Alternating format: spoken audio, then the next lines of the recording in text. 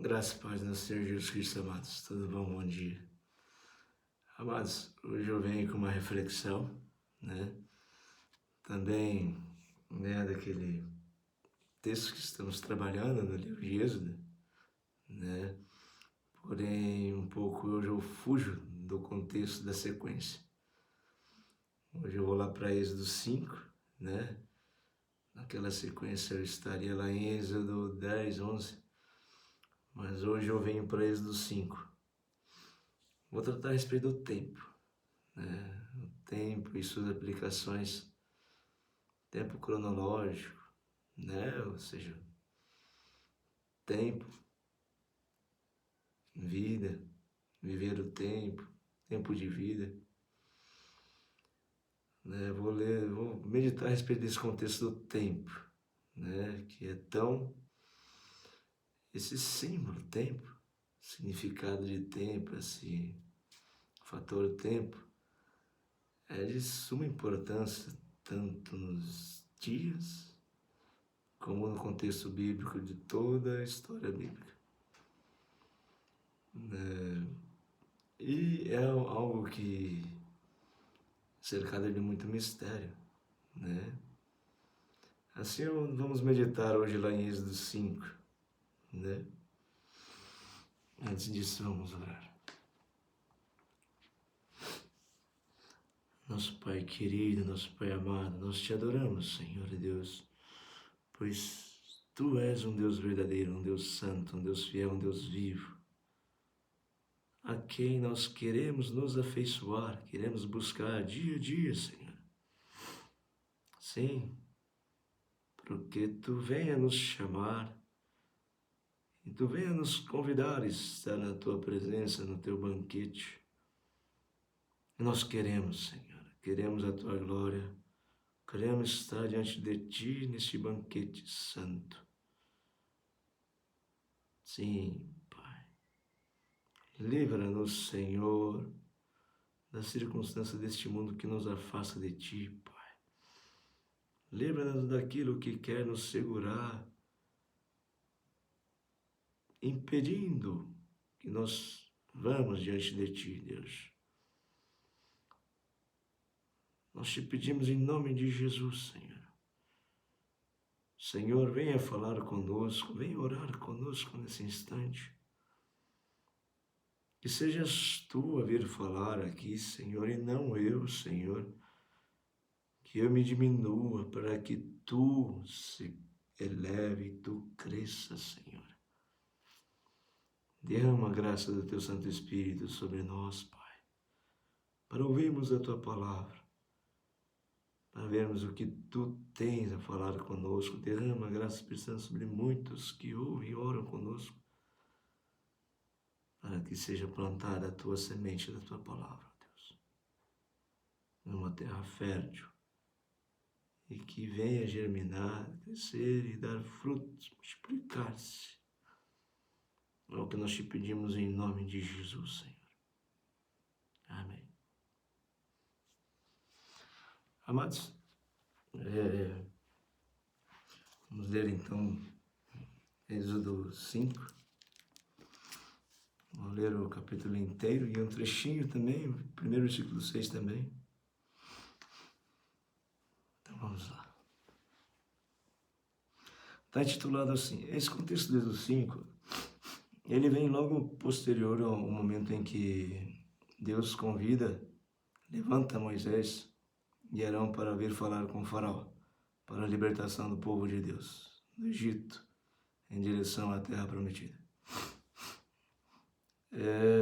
Também um pouco depois do contexto em que Moisés, sendo ele talvez inseguro, na ocasião em que Deus fala com ele fala assim: olha, Senhor, poxa, eu nem sei falar, como que eu vou falar com o faraó? Acho melhor o Senhor arrumar outra pessoa. Então até mesmo o Senhor se irrita com ele, fala: olha, vamos fazer o seguinte então, Arão vai falar por ti e você vai fazer o meu papel. O que eu falar para ti, você vai lá e fala para Arão. E você para o faraó como um Deus, você será para o faraó como um Deus, e Arão será para o faraó como um profeta, né? E daí, estamos aqui no capítulo 5, em que seja a primeira iniciativa de se falar com o faraó, né? Vamos ver aqui. Então, capítulo 5, Êxodo capítulo 5, versículo 1. Depois Moisés e Arão foram e disseram ao faraó: Assim diz o Senhor, o Deus de Israel: Deixe meu povo ir para que me celebrem uma festa no deserto. Faraó respondeu: Quem é o Senhor para que eu ouça sua voz e deixe Israel ir? Não conheço o Senhor e não deixarei Israel ir. Eles prosseguiram. Gente, você viu como o faraó se acha o todo-poderoso?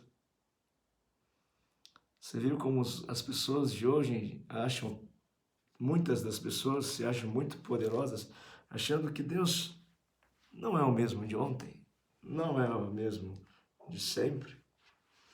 Que Deus talvez esteja muito longe, incapaz de vir e intervir no momento que quiser, achando que o homem é o dono de tudo, tem poder e domínio sobre tudo. Assim como o faraó achava naquela época, muitos de nós acham isso hoje. Mas a verdade é que não.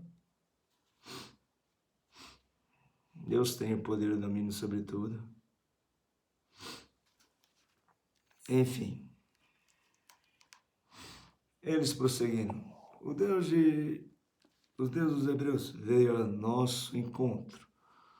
Portanto, deixe-nos ir, caminho de 3 dias ao deserto, para que ofereçamos sacrifícios ao Senhor nosso Deus, para evitar que ele venha sobre nós com peste e com espada, ou com espada. Gente, esse versículo 3 aqui, preste atenção. Eles prosseguiram. O Deus dos hebreus veio ao nosso encontro. Portanto, deixe-nos ir caminho de 3 dias ao deserto. Esse trechinho de frase, deixe-nos ir caminho de 3 dias ao deserto, não parece que não tem uma coesão padrão aqui no texto? Por exemplo, não seria assim, deixe-nos ir a caminho de 3 dias ao deserto, mas simplesmente deixe-nos ir caminho de 3 dias ao deserto.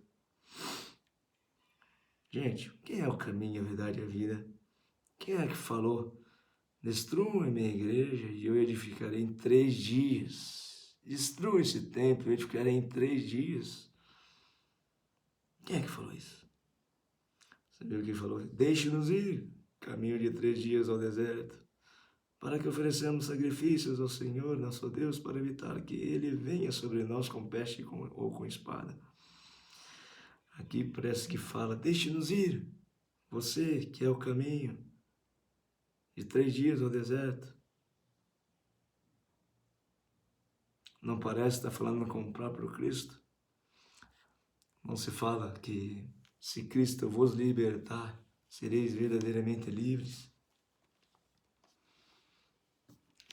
Enfim, não parece que ele fala com você, Cristo. Cristo, deixe-nos ir. Se tu nos libertar, nós seremos verdadeiramente livres. Deixe-nos ir caminho de 3 dias ao deserto. Ao deserto. Onde é que está esse? No deserto.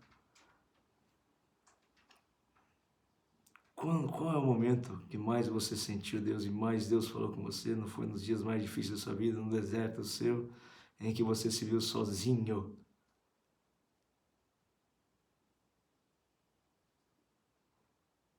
É com esse que se deve se falar para buscar a libertação total.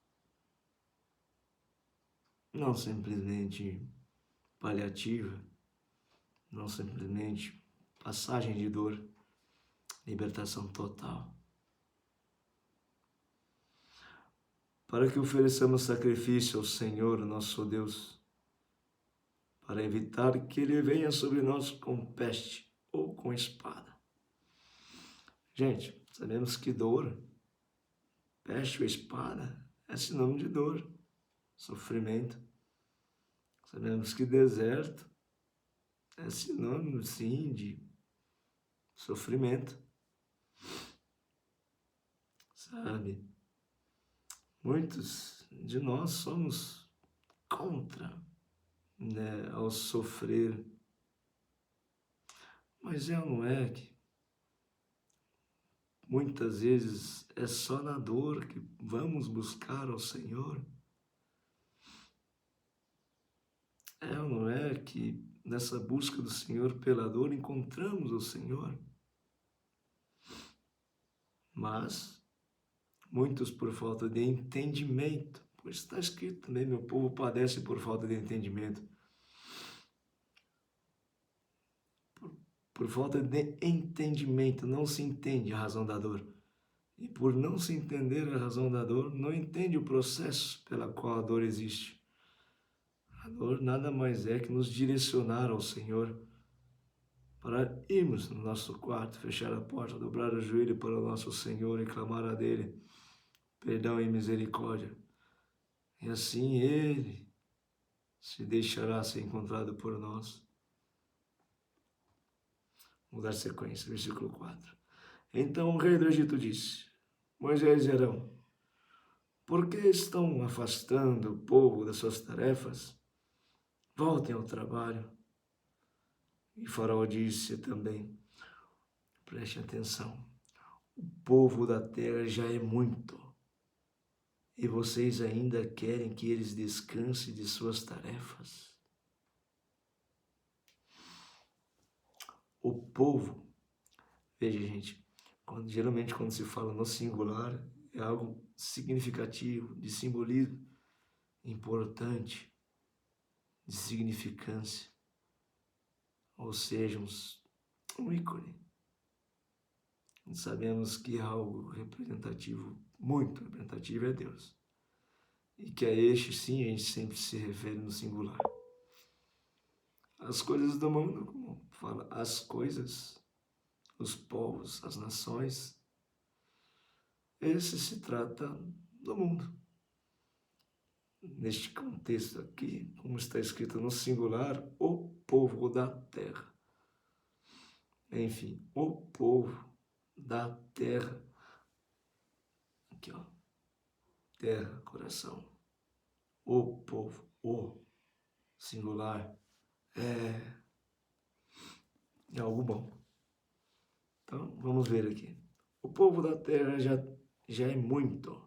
Claro, tem peso. O bem tem peso.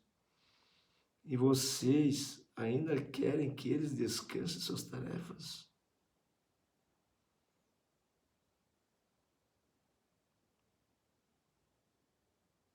No último dia descansarás, quando a obra estiver terminada. Só no último dia.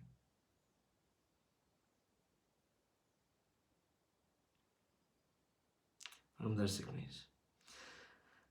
Versículo 6. Naquele mesmo dia, o faraó deu uma ordem aos feitores do povo e aos seus capatazes, dizendo: daqui em diante não forneçam mais palha ao povo para fazer tijolos, como antes, que eles mesmos ajuntem para ser a palha, mas exijam deles a mesma quantidade de tijolos que antes faziam, não diminua a cota. Eles estão desocupados, por isso gritam: vamos e sacrifiquemos ao nosso Deus. Gente, no sentido desocupados, me lembra muito no contexto que mente desocupada é a oficina do inimigo, né?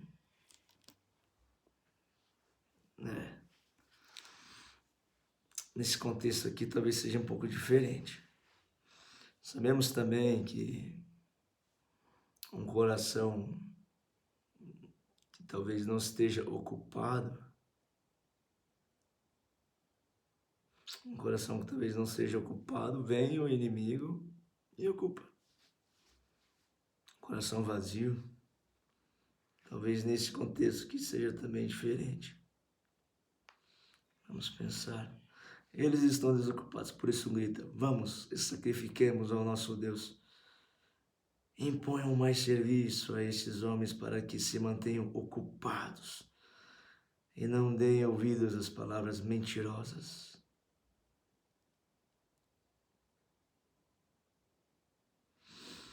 Eles estão desocupados, por isso grito: vamos e sacrifiquemos ao nosso Deus. Imponham mais serviços a esses homens para que se mantenham ocupados e não deem ouvidos às palavras mentirosas. Não é que temos que adorar em verdade e espírito? Qual é a verdade desses dias senão sacrifício? Não basta palavras vazias. Tem que ter o quê? A verdade da vida. O que é a verdade da vida, senão o amor que é Cristo? Amado é sacrificioso. Imponham mais serviço a esses homens para que se mantenham ocupados e não deem ouvidos a palavras mentirosas. Tudo que vier ao comodismo, ao conforto, neste contexto, é contrário ao manter-se em serviço. É contrário em manter-se ocupado. São palavras mentirosas. Tudo que vier para o conforto, ao comodismo, palavras mentirosas. Porque amar, o amor é sacrificioso, o amor dói.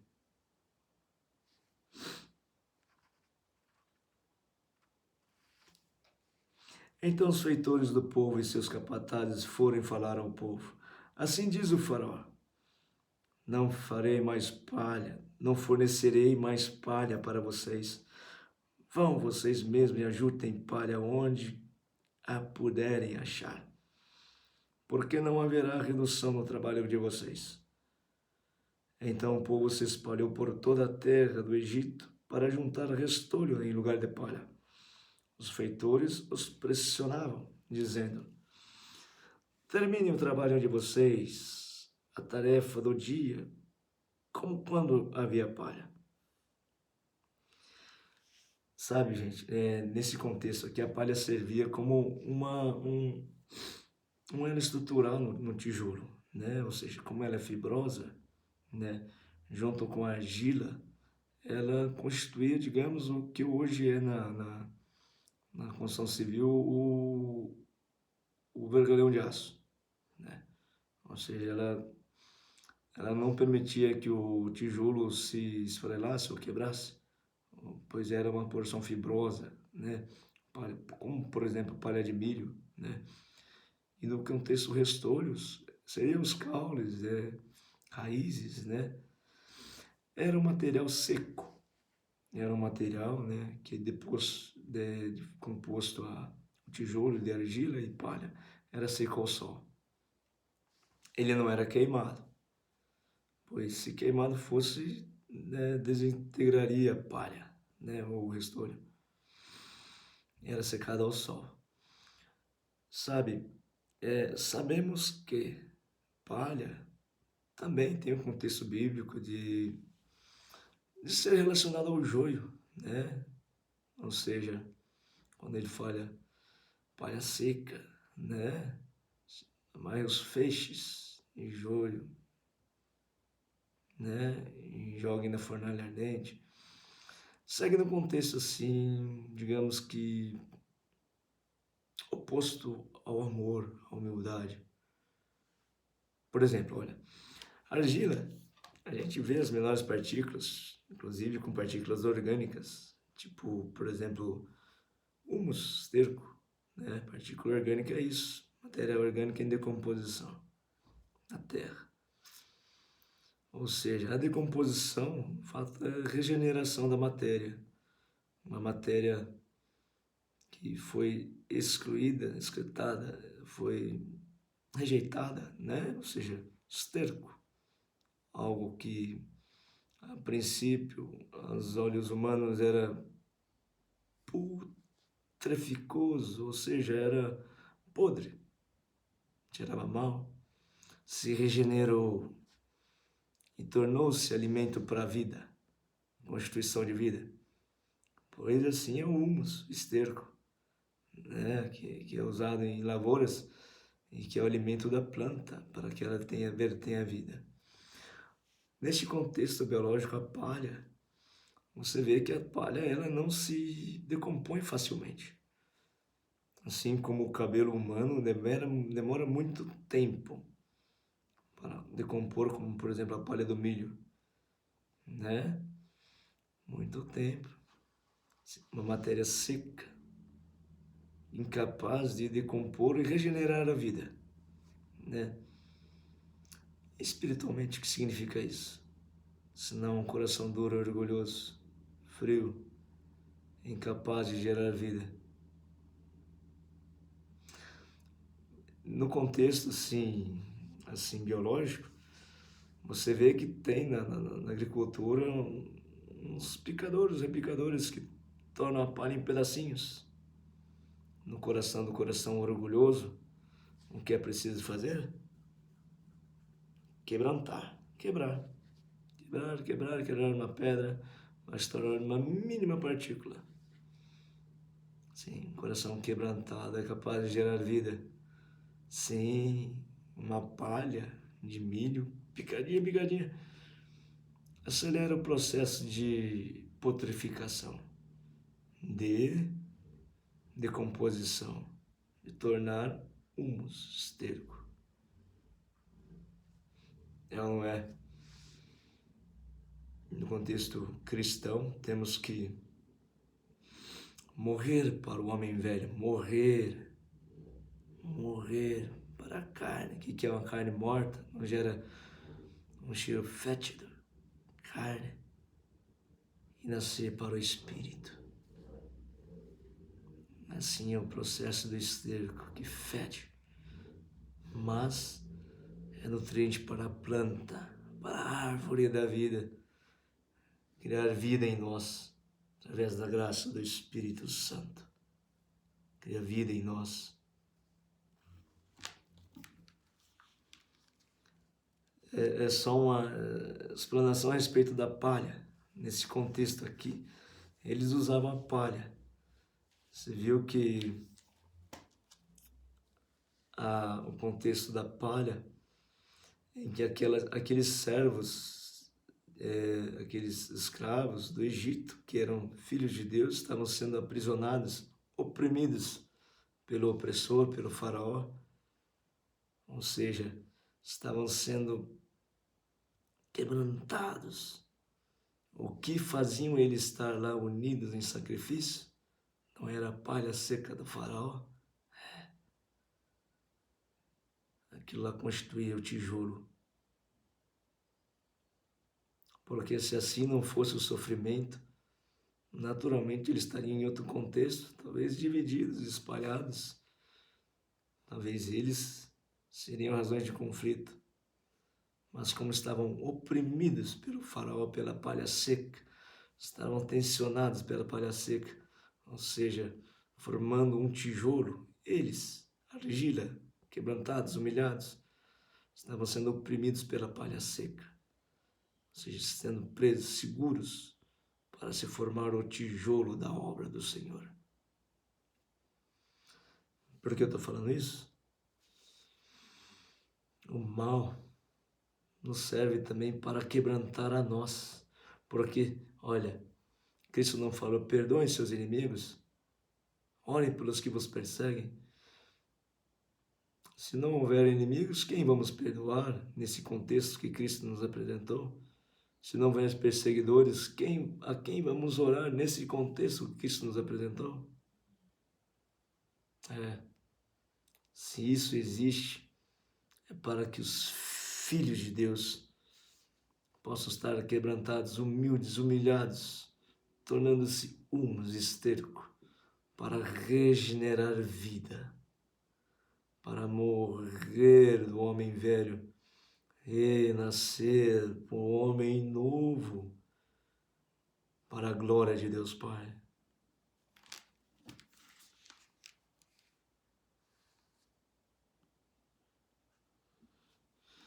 Eu parei aqui no... Assim diz Faraó. Assim diz Faraó, não fornecerei mais palha para vocês. Vão vocês mesmos e ajuntem palha onde puderem achar, porque não haverá redução no trabalho de vocês. Redução no trabalho, sacrifício. Não é que, uma vez que, quando aceitamos a Cristo,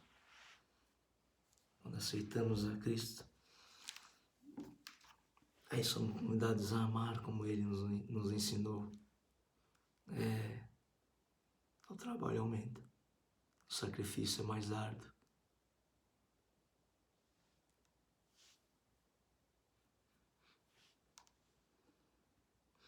Então o povo se espalhou por toda a terra do Egito para juntar restolho em lugar de palha. Os feitores os pressionavam, dizendo: termine o trabalho de vocês, a tarefa do dia, como quando havia palha. E os capatazes dos filhos de Israel, que os feitores de Faraó tinham posto sobre eles, foram açoitados. Os feitores perguntavam aos capatazes: por que não terminaram nem ontem, nem hoje, a tarefa de vocês, fazendo tijolo como antes? Isso aqui é cercado de muito mistério, mas não vou entrar, me aprofundar nisso, mas só vou falar o seguinte: quanto foram os dias que Cristo ergueu a igreja? Um dia se espalha o povo dele. No outro, o povo toma Cristo, se arrepende de seus pecados. No terceiro dia, o povo ama. São ciclos, processos. Cada dia um ciclo, um processo. No terceiro dia é amar. Me diga aí, que dia estamos? Que dia estamos? O convite é para quê?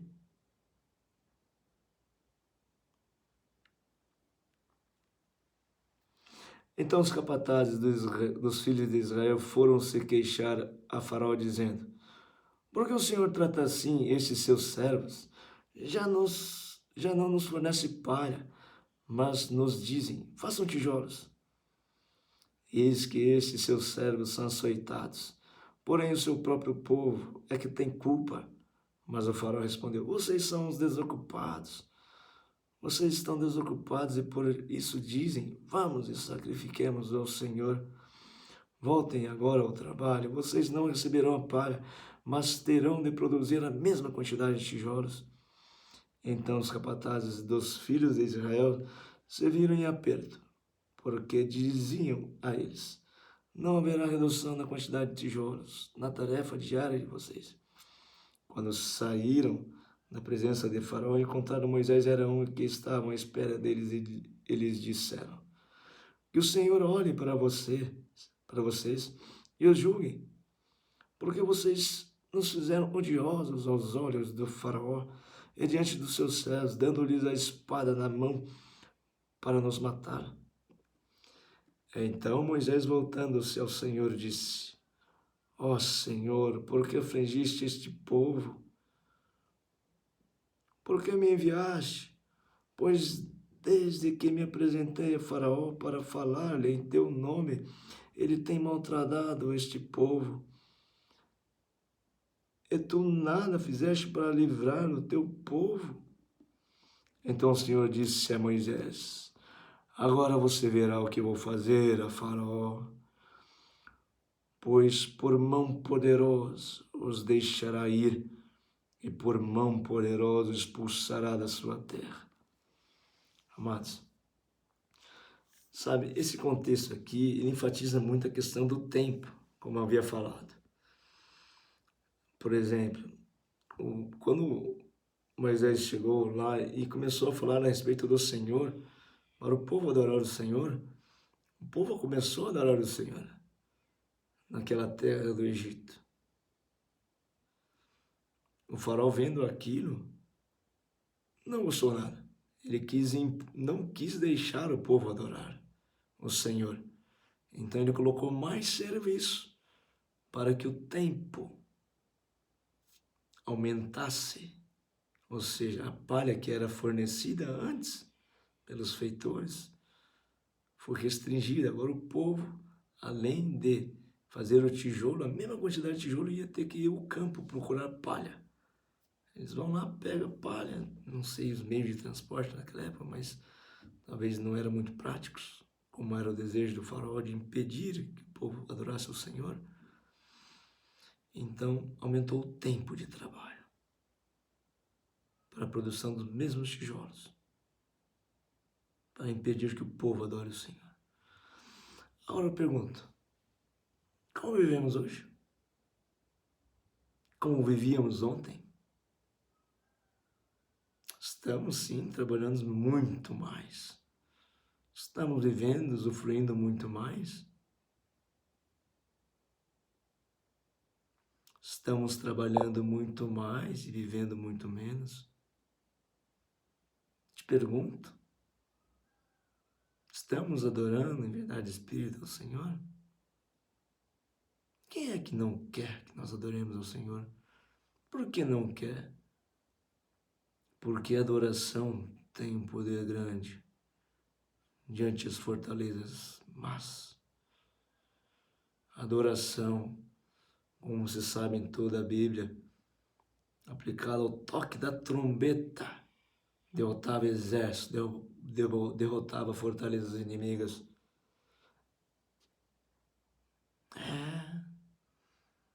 É por isso que se trabalha tanto só para pagar boleto e não se tem para abrir uma palavra, para escutar um louvor, para ir a um culto, adorar ao Senhor em verdade e em espírito. É por isso. Mas e daí? O meu povo padece por falta de entendimento. Quem é o farol da sua vida? Se não ser você? Quem é que faz o seu tempo, que elege suas prioridades? Quem é o chefe da sua casa? Quem é que tem o poder de sim, de decidir e de dedicar tempo à filha, filho? Ou dedicar tempo a carro, barco e outras coisas a mais?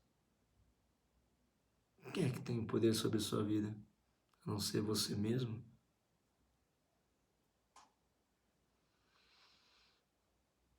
Sabe, gente, neste contexto de tempo, tinha um tio que era um saudoso tio, que era caminhoneiro, e ele comentava muito que a profissão do caminhoneiro nos tempos antigos, ou seja, uns 20 anos atrás, era algo muito valoroso, porque havia união, era uma família de caminhoneiros.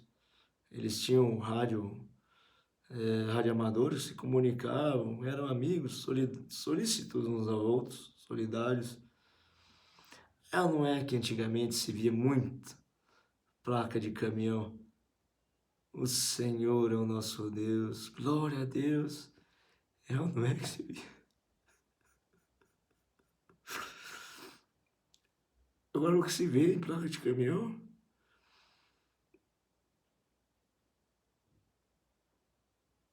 Sabe? Eu viajava muito com minha mãe, em processo de tratamento de câncer. E ela fala, filho, chega mais perto daquele caminhão para mim ver a placa dele. Hoje não tem mais essas placas. O que se tem? Individualismo. Hoje se tem ira. Hoje não se tem mais respeito pelo outro. Hoje não sabe que o outro tem vida também. Que a vida do outro é importante, ele tem família.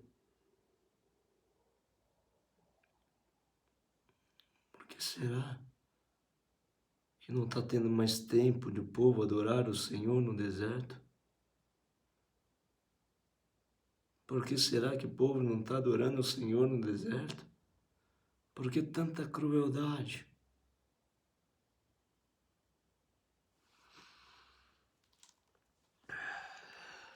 Mas a gente sabe que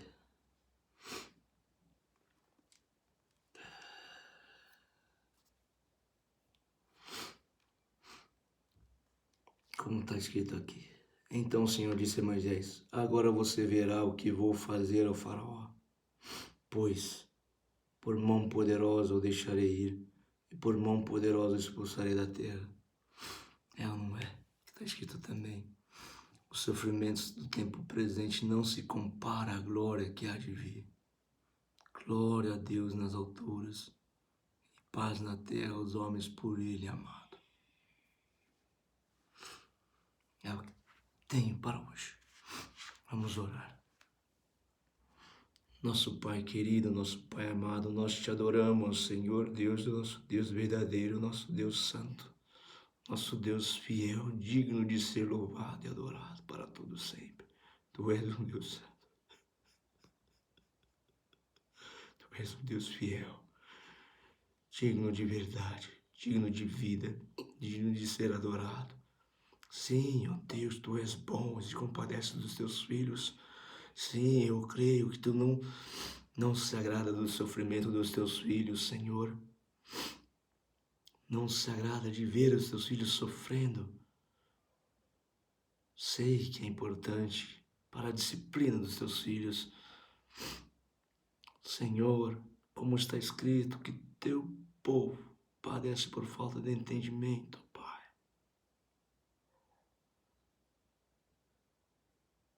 Pai, Tu não se agrada de ver Teu povo padecer, ó Deus. Assim, nós te pedimos em nome de Jesus, eu te peço em nome de Jesus, Senhor. Envia Teu Santo Espírito, Senhor, munido de entendimento ao Seu povo aqui nessa terra, nesse planeta. Que venha, Senhor, aqui habitar a Tua paz. Sim, que é antecedida pelo entendimento. Que venha primeiro o entendimento repleto ao Seu povo para vir a paz nesse planeta, ó Deus. Eu te peço em nome de Jesus, Pai, manifesta o Teu mover, manifesta o Teu querer, que é de paz aqui nesse planeta, Senhor. Venha a nós o vosso reino, Deus. Venha a nós o vosso reino e seja feita a Tua vontade, assim na terra como no céu, Pai. É o que nós te pedimos, é o que eu te peço em nome de Jesus, Senhor. Amados, eu não sei a circunstância que cada um passa. Só Ele mesmo sabe. Ele conhece cada um pelo nome. Ele sabe do propósito que tem para cada um. E assim eu clamo a presença do Deus Altíssimo, nosso Pai querido, nosso Pai amado, através da graça do Espírito Santo, que venha orar por você. Que Ele venha aqui. Como está escrito em Romanos 8, 26. O Espírito Santo age por gemidos inexpressíveis. Assim eu clamo a graça do Espírito Santo em plena fé que Ele pode orar por você. E eu vou aqui proclamar gemidos inexpressíveis para que Ele venha falar com você. Eu nem sei o que eu vou estar falando, nem te conheço, nem sei da sua vida, mas Ele sabe, Ele quer orar por você.